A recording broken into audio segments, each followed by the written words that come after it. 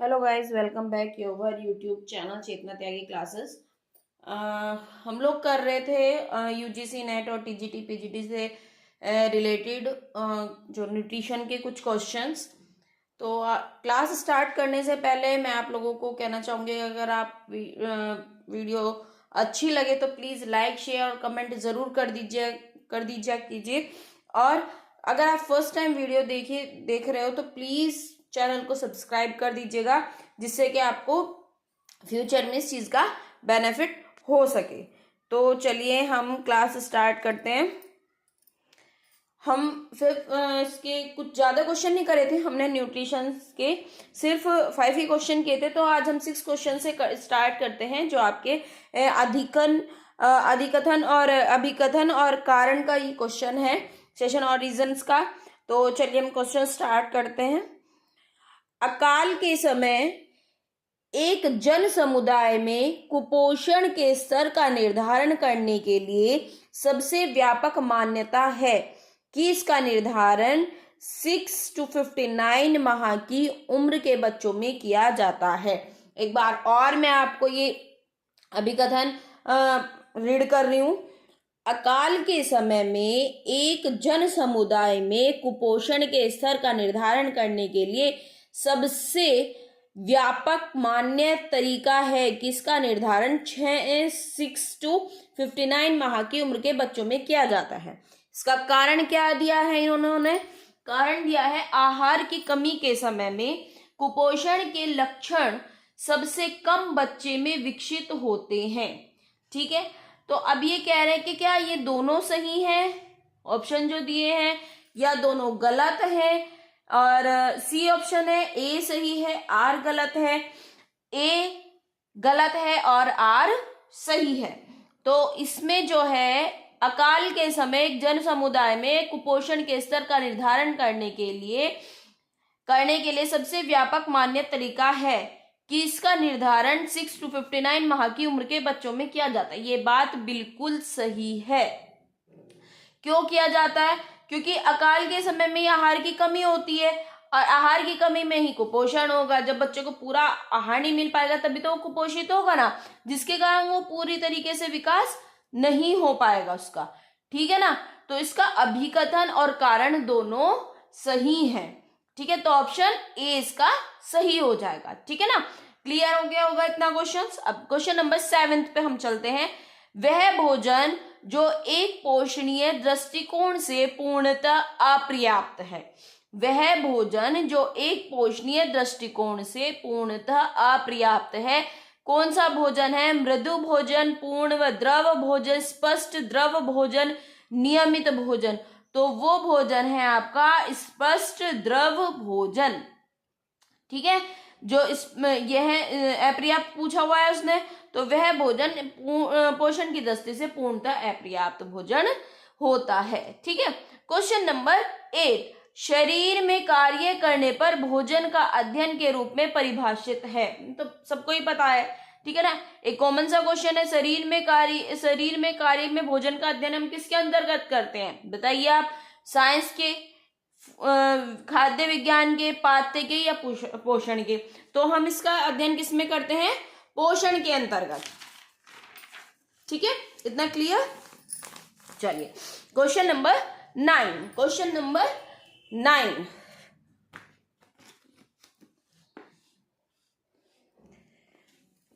Question number 9 है आपका, राष्ट्रीय पोषण कार्यक्रम की निगरानी और मूल्यांकन प्रक्रिया का सही क्रम में लगाइए। जो ये ऑप्शन दिए हुए हैं सभी ऊपर नीचे हैं, इन्होंने आपको सीक्वेंस में लगाना है। किसके लिए?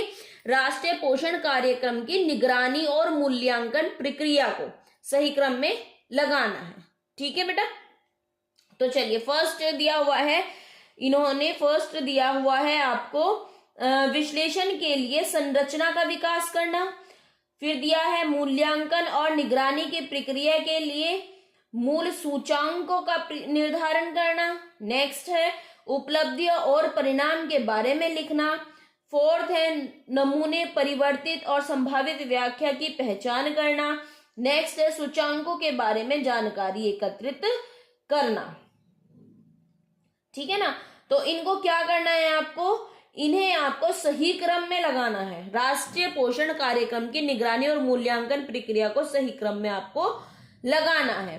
ठीक है, तो इसमें आपका सबसे पहले आएगा सेकंड पॉइंट। सेकंड क्या है, मूल्यांकन और निगरानी की प्रक्रिया के लिए मूल सूचकांकों का निर्धारण करना। सबसे पहले हम इनका निर्धारण करेंगे, फिर उसके बाद हम करेंगे सूचकांकों के बारे में जानकारी एकत्रित करेंगे। यानी कि जो आपका फिफ्थ पॉइंट है, सेकंड नंबर पे आपका फिफ्थ पॉइंट आएगा कि हम सूचकांकों के बारे में जानकारी एकत्रित करेंगे।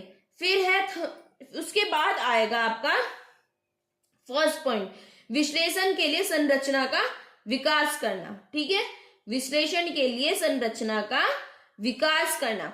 उसके बाद आएगा फोर्थ नंबर पे आएगा आपका जो फोर्थ ही पॉइंट है वही, नमूने, प्रवृत्ति और संभावित व्याख्या की पहचान करना।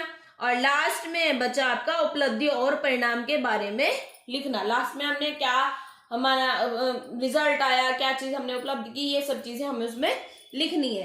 ठीक है, ये था आपका राष्ट्रीय पोषण कार्यक्रम का निगरानी एवं मूल्यांकन का सही क्रम। ठीक, सबसे पहले आएगा तो ये जो कौन से ऑप्शन में है, ये सबसे पहले हमने किया था मूल्यांकन, यानी कि सेकंड वाला आपका 2 ऑप्शन में, ए में भी है, बी में भी है और सी में भी है। ठीक है, उसके बाद हमने किया था सूचांक, इसके बाद हमने किया था सूचांकों के बारे में जानकारी एकत्रित करना, यानी कि फिफ्थ पॉइंट। तो फिफ्थ कहाँ पे है, फिफ्थ है आपका डी में, यानी कि ऑप्शन आपका डी राइट आंसर इस क्वेश्चन का हो जाएगा। ठीक है, नेक्स्ट क्वेश्चन है आपका क्वेश्चन नंबर 10, पोषक तत्वों की अधिकांश अवशोषण होता है मुंह में, आमाशय में, छोटी आंत में, बड़ी आंत में।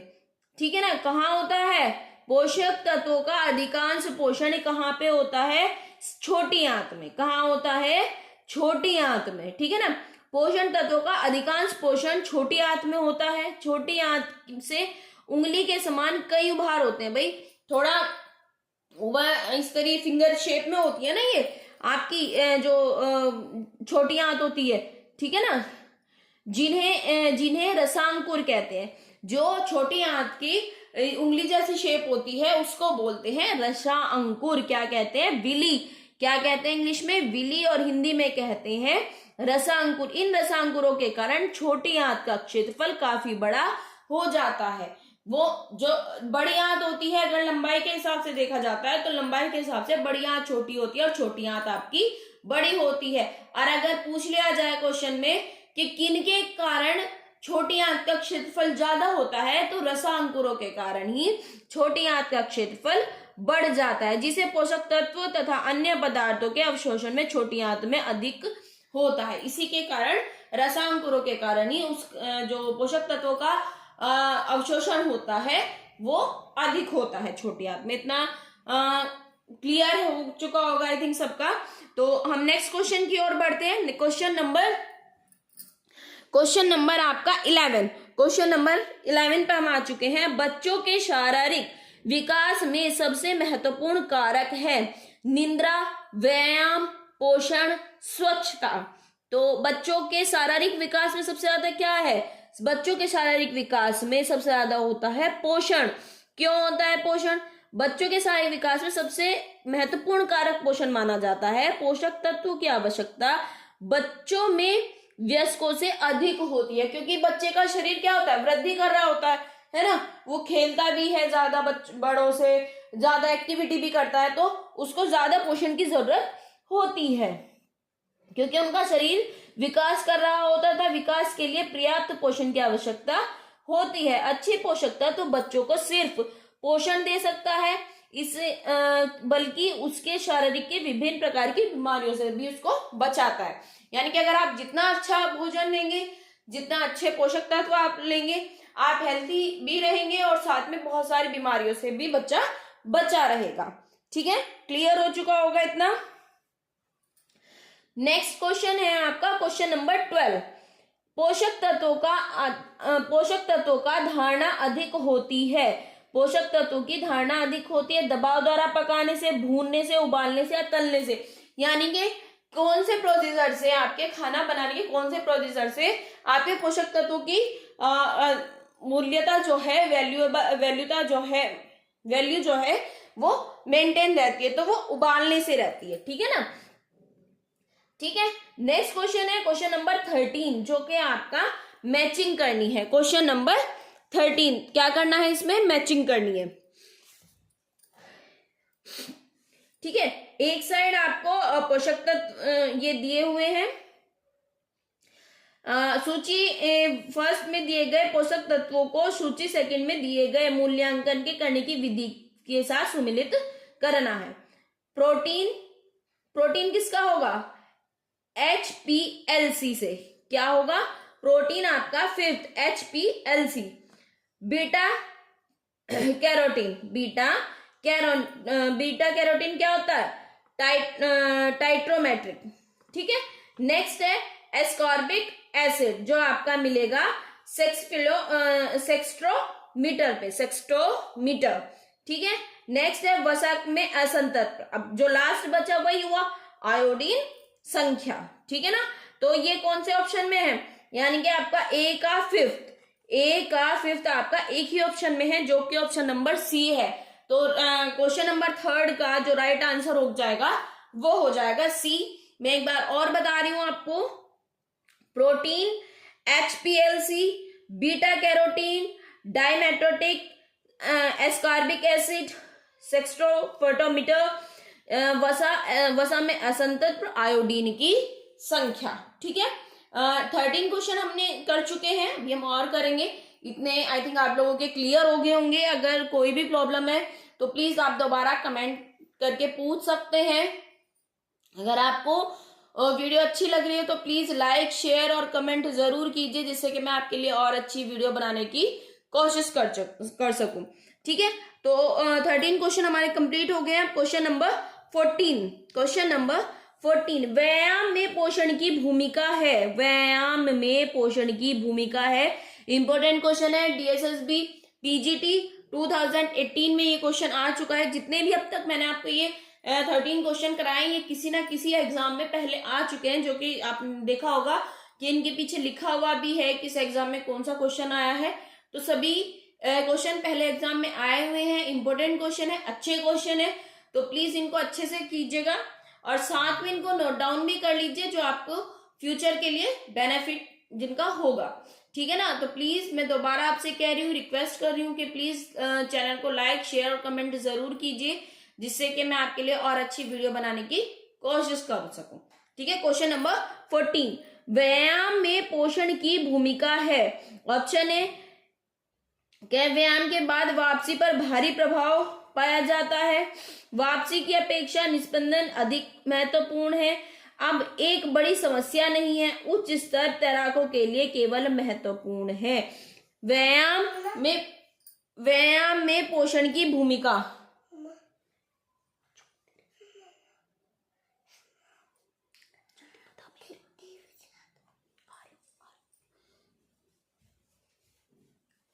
व्यायाम में पोषण की भूमिका, तो क्या होगा इसका होगा आपका ए ऑप्शन, भूमिका का व्यायाम के बाद वापसी पर भारी प्रभाव पाया गया है। ठीक है ना, कैसे पाया गया है, ऐसा शारीरिक क्रियाएं एवं गतिविधियां जो मनुष्य के समस्त अंगों के पूर्ण एवं संतुलित विकास में सहायक होती है, व्यायाम कहलाते हैं। व्यायाम क्या होता है, जिससे कि आपकी पूरी जितनी भी आपके अंग हैं, ऑर्गन्स हैं, सभी एक्टिव रहें, सभी काम किसी ना किसी तरीके से क्रियाएं करें, एक्टिविटी करें, तो वो व्यायाम है। ठीक है ना, तो व्यायाम के अंतर्गत शरीर के विभिन्न अंगों के विभिन्न प्रकार की गति करनी पड़ती है।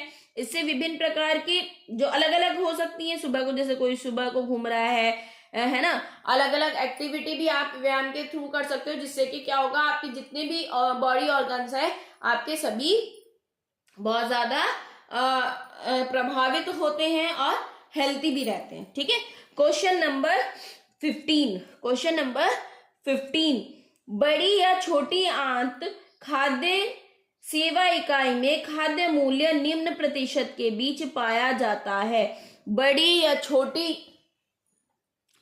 व छोटी खाद्य इकाई में खाद्य मूल्य निम्न प्रतिशत के बीच पाया जाता है। 40 to 60%, 20 to 30%, 55 to 75%, 75% से अधिक, ठीक है ना। तो कितना पाया जाता है, बड़ी या छोटी खाद्य सेवा में खाद्य मूल्य आपकी प्रतिशतता जो पाई जाती है वो 40 से 60% पाई जाती है, 40 से 60% आपकी पाई जाती है, ठीक है। आज की सीरीज का ये लास्ट क्वेश्चन होगा, क्वेश्चन नंबर 16, ठीक है ना। ये आज की जो सीरीज है ये क्वेश्चन नंबर 16 ये लास्ट होगा। तो चलिए करते हैं पोषण। पोषण क्या है ये तो मैंने आपको कल भी बताया था, जब हमने फर्स्ट क्वेश्चन किया था तब भी मैंने आपको बताया था पोषण क्या है। तो चलिए ऑप्शन क्या है दिए हुए हैं। एक प्रक्रिया है जिसके द्वारा शरीर के सभी अंग आवश्यक पदार्थ प्राप्त करते हैं, ठीक है। एक प्रक्रिया है जिसके द्वारा शरीर पदार्थों का प्रयोग समृद्धि एवं नवीनीकरण के लिए करता है। ये दोनों ही ऑप्शन नहीं है, ठीक है ना। नेक्स्ट है एक प्रक्रिया है जहां पदार्थ उनके कार्य एवं समृद्धि के लिए प्राप्त किए जाते हैं और प्रयोग किए जाते हैं, ठीक है। नेक्स्ट है एक प्रक्रिया जिसे शरीर के सभी अंग सभी जैव कार्यों के लिए पदार्थ प्राप्त करते हैं, उनका उपयोग करते हैं। तो इसका जो ऑप्शन होगा, option number D is right answer, ठीक है ना। क्योंकि सबसे एक ऑप्शन में इन्होंने कहा था कि वह प्रक्रिया जिसके द्वारा शरीर के सभी अंग आवश्यक पदार्थ प्राप्त करते हैं, ठीक है। ये तो हमारा नहीं है, ठीक है। तो इसका जो है आंसर डी ठीक है। एक प्रक्रिया जिससे शरीर के सभी अंग जैव कार्य के लिए प्राप्त करते हैं और उनका उपयोग कर सकते हैं, ठीक है। तो आज की क्लास में इतना ही। अगर आपको वीडियो अच्छी लगी हो तो प्लीज लाइक शेयर कमेंट जरूर कीजिएगा, चैनल को सब्सक्राइब कर दीजिएगा। मिलते हैं नेक्स्ट क्लास में। Thank you and bye bye.